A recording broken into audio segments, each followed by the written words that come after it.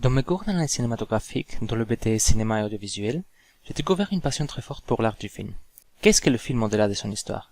Comment pouvons-nous, en tant que spectateurs, le saisir et le contourner afin qu'il en résulte une expérience bien plus significative que la narration seule? Pendant ces 2 années, je me suis aperçu que ce qui me fascine n'est pas créer ou contribuer à la création d'un film, mais plutôt à l'étude du cinéma. Je vais faire cette année des études universitaires à Metz et un jour, avec un peu de chance, devenir enseignant. Donc la création de mon blog, qui est essentiellement basé sur l'étude des films, peut apporter des bons résultats dans le futur. Le site, sous le format d'un blog, a été créé sur WordPress.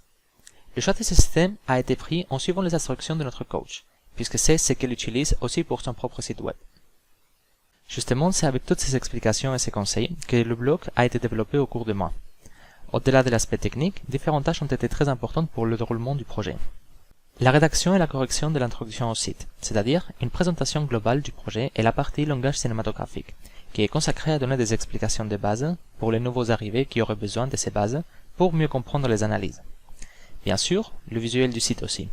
De mon côté, c'est moi qui ai recherché et apporté la documentation de la sous-partie Les genres, avec des affiches et des images de différents films que je propose comme exemple. Mais pour le reste, c'est une camarade, qui travaille aussi dans son propre projet, qui m'a aidé. Étudiante au BTS dessin d'animation, elle se concentre sur l'amélioration de ses aptitudes en dessin dans les cours coaching.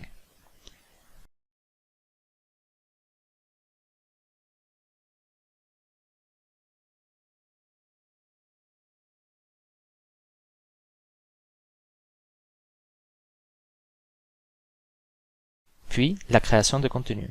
En ce qui concerne les analyses, je travaille sur celle de Tenet, de Christopher Nolan 2020, à présent. Une fois fini, j'ai une liste d'autres longs métrages que j'analyserai. Quand le site sera complètement ouvert, je compte avoir plus d'une analyse prête à être publiée.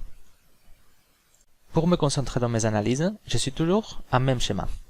D'abord, vient souvent le visionnage du film. Dans le cas des analyses, ce sont souvent des longs métrages qui m'ont frappé, d'une façon ou d'une autre, suffisamment pour réveiller mon intérêt. À partir du moment où un tel film se termine, j'ai vraiment envie d'apprendre à mieux le connaître et à approfondir. Donc pour moi, il est nécessaire de le regarder autant de fois que nécessaire. Puis des petites recherches sur l'auteur et ou sur la société de production, telles que The Walt Disney Company, Pixar Animation Studios. Comme je me concentre principalement sur des réalisateurs, c'est sur leur personne que je me renseigne le plus. Ceci à travers des articles, des reportages, et surtout et si possible, des livres, surtout des autobiographies. À côté, j'ai une bibliothèque de livres sur la narration, l'image, le montage et l'analyse des films.